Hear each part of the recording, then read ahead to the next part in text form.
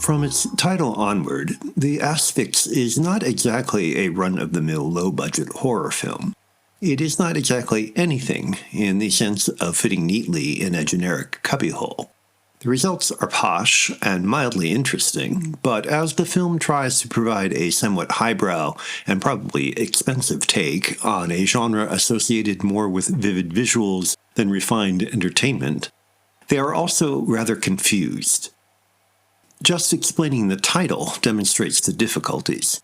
The quote-unquote Asphyx is neither clearly an animal nor a spirit nor anything else. It is a harbinger and purveyor of death of unspecified materiality unique to each of us that appears just before someone dies. Its, or their, existence is discovered accidentally with the help of a premature movie camera by Sir Hugo Cunningham, Robert Stevens, a philanthropist and scientific dilettante who becomes obsessed with the idea of trapping an Asphyx. He believes that if someone is brought close to death and his or her Asphyx is prevented from entering the body and locked away, he or she will continue living as long as the Asphyx remains imprisoned. The Asphyx itself is moderately menacing, but it never gets close enough to frighten deeply.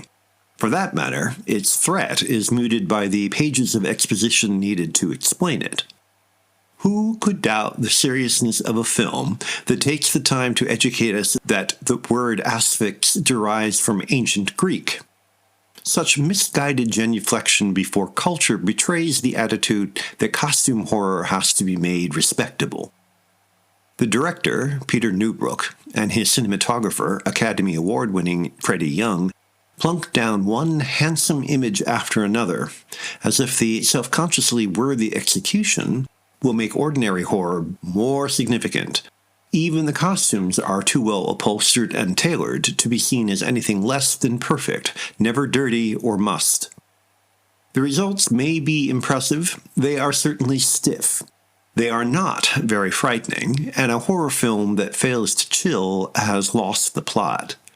While Newbrook avoids blatantly exploitative blood or gore, he fails to provide much alternative.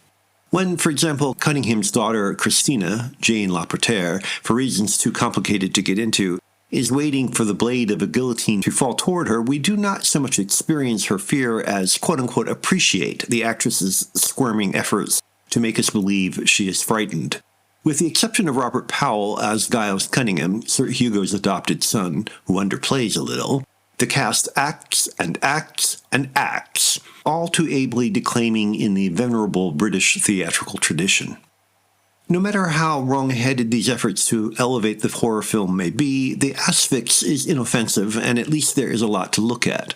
Craftsmanship offers its own pleasures, even if they are no substitute for active engagement. The Asphyx is, however, an excellent example of how good taste is more likely to assure the bland than the flavorful.